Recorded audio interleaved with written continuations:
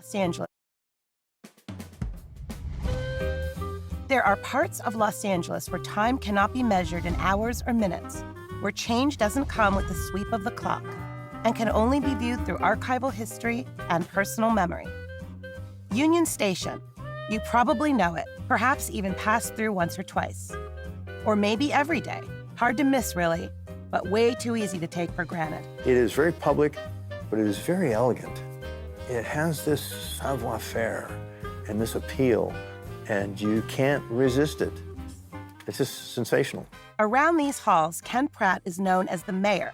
Sure, he has an official title with the Metropolitan Transit Authority, but official doesn't cut it when you know the nooks and crannies like Ken does. Union Station has its glorious past. We're in a renaissance now, and the future is brilliant, absolutely brilliant.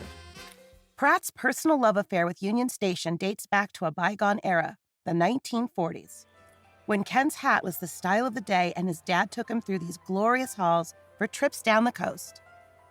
Most of that precious history still survives here, like the original walnut and leather chairs, each pod carefully restored and weighing in at 600 pounds. Oh my gosh, sit down with me. Woo, I love these chairs. Isn't that great? I love these chairs. It also plays back in Ken's memory banks. His trips with Dad still very alive in these halls. And the announcements come, San Diegan, departing in 10 minutes, report to gate 2, and then you're on your way to this adventure. It was fabulous. And you'd hear breathing up there. And you'd get onto the train and you'd hear the bell begin to clang as it moved, and then you feel the jerk of the cars and you would be on your adventure south. I still hear the bell and I still feel the jerk of the car as we start off on our adventure once again on the same tracks. And so people can experience once again a history, and they can come here and see this magnificent building. In 1939, they celebrated the magnificence. This restored footage is the only surviving film of the grand party they threw 80 years ago when Union Station first opened its gates. So when this opened in 1939, this was pretty much the gateway to the West. Oh my God. The 1940 census of Los Angeles said that Los Angeles had just almost 1 million people. To give you just the gravity of how important Union Station was to this population, over 500,000 people showed up on the opening day. It turned into a 3-day event. Hollywood showed up. They did a play called Romance of the Rails. They had the stars and starlets on the cow catchers in front of the trains coming up Alameda. It was glorious. How are you today? Today, Pratt presides over a lovingly restored and reimagined space where old mixes with new and rays of morning sun provide a backdrop that can't be topped. The original chandeliers each stretch 10 feet across and weigh 3,000 pounds. The original tile, seen here getting a 1939 inspection, still turns heads. But as many Angelinos know, the journey hasn't always been smooth. Let's go way, way back. Okay. I'm an LA native too, by the way. Oh, marvelous. I used to come here with my dad, but we used to come and look at the architecture. Oh, sure. I didn't take a train. I don't think when I was growing in the 70s and 80s was train travel as popular as it is today, or is there a renaissance with train travel? Oh, no. When the station first opened, it was 33 trains in a day and 33 trains out. By 1967, there were only 8 trains a day. And of course, automobiles and air travel and everything took its toll. And so it was really languishing. And by the way, the Fred Harvey restaurant where we're sitting closed its doors in 1967, not to reopen as a restaurant for another 51 years until we did a few years ago. This was Fred Harvey in the heyday of train travel. Today, the elegance is truly back. The balcony and sweeping staircase now a part of a new era.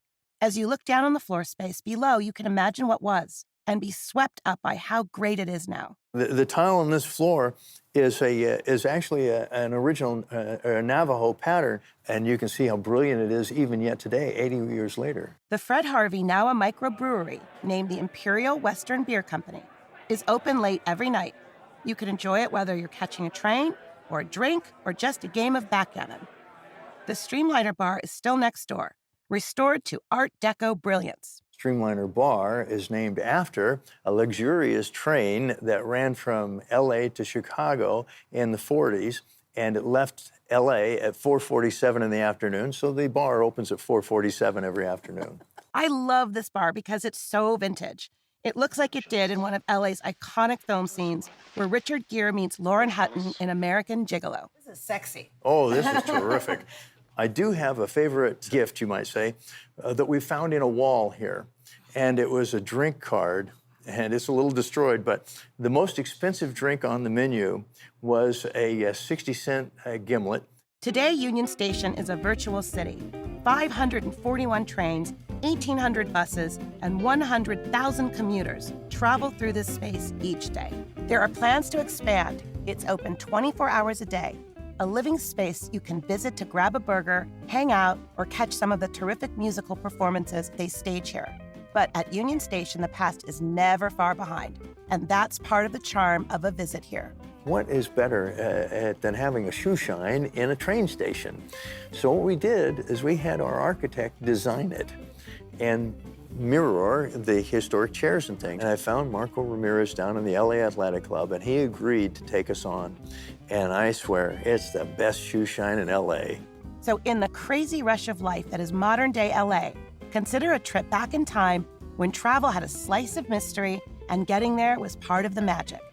Take a trip up the coast to Santa Barbara or south to San Diego, just like Ken did with his dad all those years ago. Give me a reason why I would come to Union Station, even if I wasn't going to take a train. Because you want to fall in love. And if you're going to fall in love, why not fall for one who's passed the test of time? Union Station is 80 and still going strong.